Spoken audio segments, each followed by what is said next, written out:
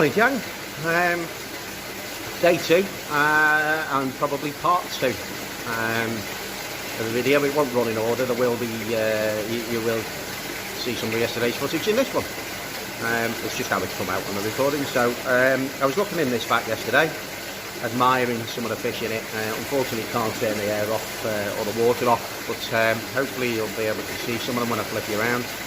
But these are actually fish that are destined for the UK into Reaper Oasis, and I have to say that they are stunning. And I know I don't look at the camera very much, I'm looking at what's going on around me, otherwise all I can see is my big moon head, which is quite off-putting. So I'll flip you around.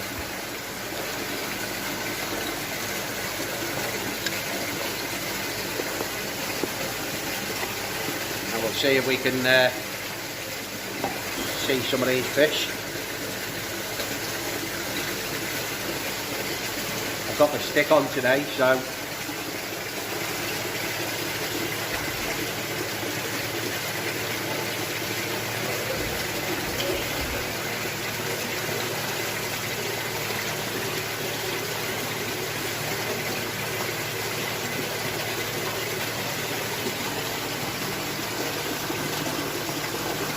Planet Shiva.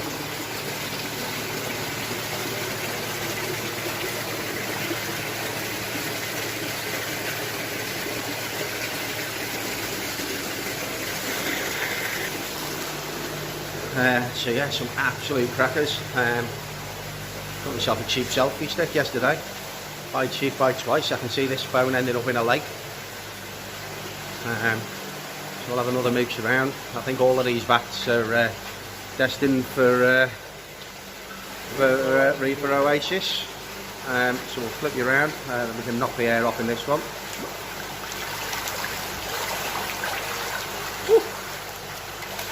Flashy, flashy. So here we've got sardies, got sandy mixes, achievers, key achievers, Yoshikigoi, genuine shadow, normal shadow, snow white sardies, Tita series, higher series. There's a few small series in this one. Some beautiful, beautiful bengus. And there's also some Aragoki styles of fishing here. So I've spoke to Yosh and Merv, and I've asked them to create me a line of food stock on the Aragoki side of things. I'm also going to be keeping some at my place as well, because I firmly believe that Aragoki within the next sort of 3 to 5 years is going to be a very, very big thing. And I'm one of the early sort of adopters of that. So you will see some at the farm on open day and stuff like that. I do want to keep them back. I have gifted one to Pino for all the help and support he's given me, materials and stuff like that. What to Dino for top to you. But other than that, the rest are literally going to be kept at my place to be able to grow on. So we can have our own rooftop line, and we can start picking out our own Reaper Oasis line of our own achievers. Superb, superb. These are jumbo toes, right? In here. Yeah. The part on the left hand side, which I take to now, that's again toe side, but not as jumbo. So yeah, I agree. I think the Aragoki, or however you pronounce it, are definitely one that are becoming much more popular in the UK. But do you know what Aragoki stands for? Is it armoured scales or something like that? Armoured scales or wild type scalation. Right. So yeah, I mean they do show some fantastic fish. But again, I you know, you do have to see it. You do have to see it. There's no doubt about the fact that you do have to see these to just really appreciate the quality. And I know I'll rattle on about it, but come and see it. You know, everybody's welcome over here. You can come across here. You don't have to come across with Reaper Oasis. It's handy if you do, because the guy knows his stuff and he knows his way around here and access all areas. But you know, you can come and see these fish. You can contact the farm and do it that way. He's Merv coming in now, so I'll spin you around and we'll have a look at these.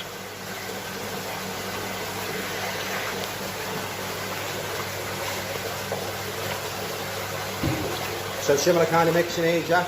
Yeah, very similar mix. Some nice corrections in here as well. Some fantastic Jimmy's Harkus, and the Kikusuis in here especially are looking really, really good.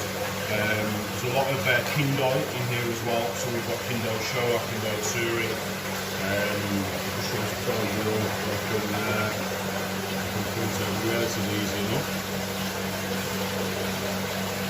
Typically you see them and they'll just dive straight back down. But again, the Kindais at the moment, my farm, I think we've got around 250 koi in the Kindai variety, in the sort of 20 to 25 cm range. And then one of the offers that we were doing on open days, going back to our roots, are doing the sort of 10 to 45 pound, which is where this all started from. There's a Kindai show. Just dive down, just there. There's a camera came over it.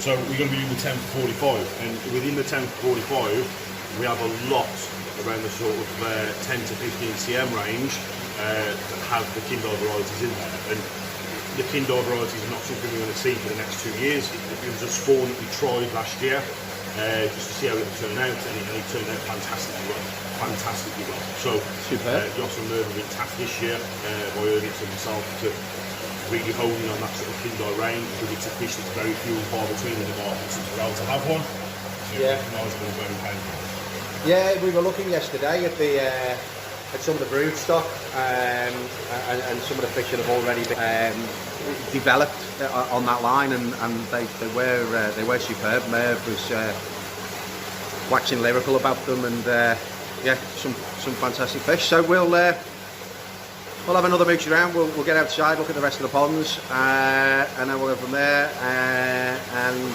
I might be persuaded to part with another wedgie cash and bring something else home as well while we're here. So we'll have a look and we'll get back to you in a bit. Cheers, folks. Okay, gang. These are the jumbo tozai. Some absolutely stonking fish in here for tozai. Just unbelievable, the size and power in them. All three bats, everything, Deutsche Shibas, Shagois, Sagis, Gahaku,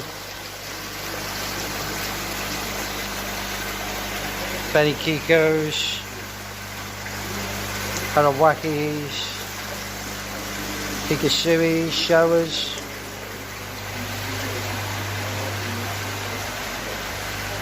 I'm always discussing business again in here.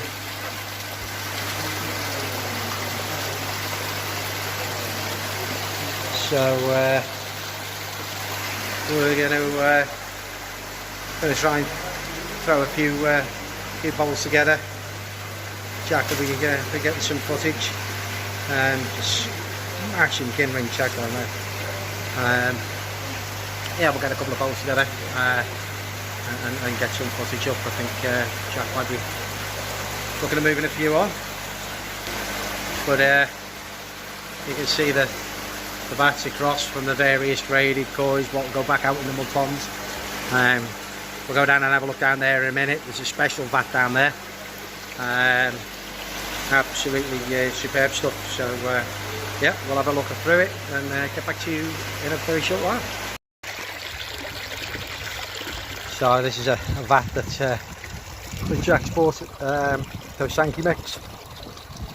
My Yoshikigoi male in there down there. Can't really see too well, the water's not that clear and the air's on. But he's just banged these on. And I think the price he's banged them on for, he's diddling himself, to be perfectly honest. But there you go. It's again, it's an opinion. But yeah. Fish and more fish, and stunning as they are. These ones over here are exceptional. These ones are going back into the ponds to grow on. I'm not a fan of go shanking. You know, there it is, it's one of those things. But I have to say, Some of them in here and stunning. But I do like that Benny Kiko. Do like that Benny Kiko. But just look at the sumi and the Benny on some of these fish and those Kiyotsuris. So I think I'm going to wrap it up there, because it's just, you know, obviously it's starting to become more of the same stuff, and I want to make sure to keep it interesting. But watch this space. Huge inspiration taken from all kinds of people I've met and spoken to over the last few weeks in the UK and over here in Poland. Massive respect for the likes of Rick at New Forest Koi, for Mark Gardner and what he did for the hobby and the legacy that continues on, for Merv and Yosh over here for what they're trying to achieve, for Jack for what he's trying to achieve. Whatever your opinion, I've got mine, you've got yours, I'll keep mine, you keep yours, that'll do for me. We'll all get along famously, love all of that. It's all about enjoying it, as I said before. Danny at My Boys Koi, wish him every success. That guy just works like a Trojan, and he will get there. He will get there. Everybody's got the place. Guys at Koi Water Barn are superb. You know, sad loss down there as well. And he managed to meet the guy once, and spoke to him a few times. And a smashing guy. You know, and the other guys that are around, Koi Wholesale, there's a place for everyone. There genuinely is a place for everyone. So last spin round at some of these in this one. Just look at that. The Benny and the Sumi. Superb. Guys, had a fantastic time. I will catch you all very soon. I hope you enjoy this as much as I've enjoyed being here, and I hope it does inspire to some of you to come over and just take a look. Just take a look. Okay, I'll speak to you all soon. Take care. Most of these have been sold to private buyers. These are 65, 70 to 75 cm.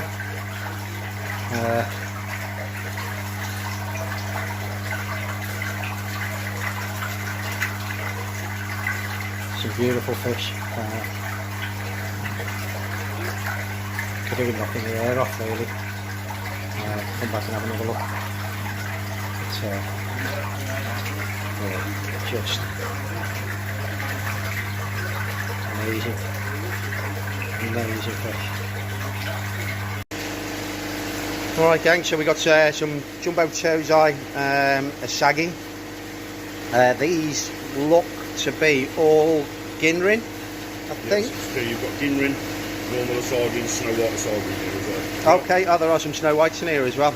Yeah, so we just put a bit of food in. This is a high traffic area through the farm, so it'll take them a second to come up. So I'll set to one side, and my advice will be just hold your camera over there and then right, look them up. Yeah, they're a bit nervy. The footpath runs right past.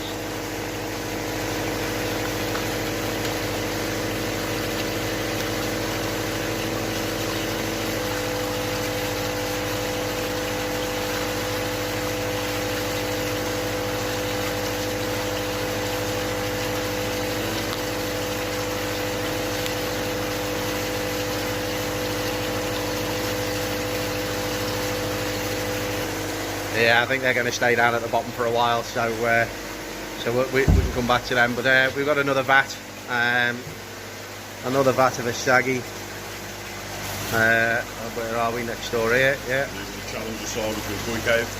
Yeah, of course. Yeah. So yeah, those that will be aware, Koi Cave are running a challenge, a grow on challenge, between the Dutch and the UK. And these are some of the fish that are going to be available. Oh, and the Germans as well. Yes, sorry. Poland, France, Germany. Oh, it's full European then. Denmark. So Poland, France, Germany, Denmark, and the UK. Yeah, a European-wide grow-on challenge. So I think there'll be some more details of this available up at the farm on open day on the 22nd of April. We'll flip you around. Again, we've got to leave the air on and what have you in these tanks, so a bit difficult to see the individual fish, but you certainly can get the idea of what. So yeah, we'll carry on, have a mooch around again. See you very shortly. Okay, we're going to try that again because I didn't press the button properly. So we've just bowled up the Yoshikigoi. We're gonna fill this bowl up, get them across there. There's on there. We did try and get off the camera, but we've got him anyway. So yeah, we'll get them into there. We're looking for a nice male, and yeah, we'll see whether we're going to bring one back to the Wirral with us. Catch up in a second when we got them in the bigger bowl. All right. Okay then, guys, we've got them all in the bowl. These are all males. 2 of them have just produced sperm, so they're definitely males, which is this one, and which was the other one, the one next to it. It was these 2, wasn't it? I think This one. Oh, that one over there. Sorry, may have. There's a teacher would point here. Yeah. And here. Yeah. There was 3 of this. And weirdly. Well, let's just call it for camera, shall we? Yeah, Which yeah, fish did I pick out? He did. Males. He did pick before they'd even been checked. Both of those that produced the sperm. So I'll have to give the baldy one that, definitely. So we're going to narrow these down with Mev's help. See, look, he's back on camera. Look at that. He hates it. So he shouldn't have told me he hated it, should he? Right. So we'll yeah, we'll narrow these down and get back to you when we've made a decision. Right then, folks, we've narrowed it down to these 2. I mean, both absolutely superb fish. Both produce sperm, which is what we're after. But some long discussions and guidance. I'll pretend I'm an expert right from the off. But once you get discussing these with the guys, you can start to see the clear differences between the 2. So when looking at a fish like Cash, yeah, obviously you give birth a certain set of requirements. Yeah. Which, explain on camera, from what you've just been told, which fish now is the better fish. Yeah. And why? Yeah, absolutely. So looking for a breeding male. Okay, we're not looking for, you know, finished fish, although these are pretty damn close to it. So we're looking at body shape, etc. But we're going to start at the head. So we're not going to start looking straight away at the pretty things like the zipper. So we're going to start nose to tail, and we're looking for the cleanest head between the 2 fish, which clearly on these 2 is this one here. And we're starting to look at the shape of the fish, so the width of the head, which one has the wider head, and again you can see clearly on that shot there, again it's this same fish. Then we're looking for the skin luster, the quality of the skin, and how clean the skin is. So we look closely at this fish, which is ahead so far, and we look at this fish. We can see that this fish has got the much cleaner scales. There's a nice shine coming off the scales at the dorsal fin, where it splits with a nice full zipper. This fish here does have a nice full zipper as well, but the scales are not quite so shiny. And again, as it flips there, we can see on its side there's a little bit of, as Merv calls it, dirt. There's a little bit of sumi, I guess, coming through the skin, very, very minute. But then if we compare it to this fish, you can see it's absolutely spotless, both sides. Really nice shaped fish, got some nice symmetry to it, nice wide clean head. So definitely the best fish in the bowl. But also, what I didn't mention earlier, what does this fish have too much that this one doesn't have? It's probably, Look, here, yeah, here, Yeah. here, wild scales it's got what, as you would class it. yeah. This one, clean, just a couple on the end. Yeah, Clean just a couple on the end. and fish. Yeah. Much better. So a throwback to the origins of the Shisui. It's been one of the oldest One of koi types. Direct descendants from the wild carp, and they do throw these wild carp scales and mirror carp scales. So again, as Merv's pointed out there, on this fish you can see either side of its head there, and down the side, down the lateral line towards the peduncle and the tail there, we've got a lot of big scales, where on this fish it's much cleaner, much cleaner. So there you go, chatting to the man, and he does know a little bit. Yeah, so we're gonna get that one now. I think 50 pence is an absolute bargain for that fish. So we'll have a chat, and I'm sure we'll be seeing that one back on the wheel very soon. Catch you in a bit. Okay. You get records, yeah? Yeah. Yes, I have it recorded this time. Okay, there it goes. Off it goes into the pond, ready to come back. Yoshikigoi from yesterday's in there, along with a load of absolutely superb shower that Jack's pulled out yesterday as well in there. So, You know, a very successful.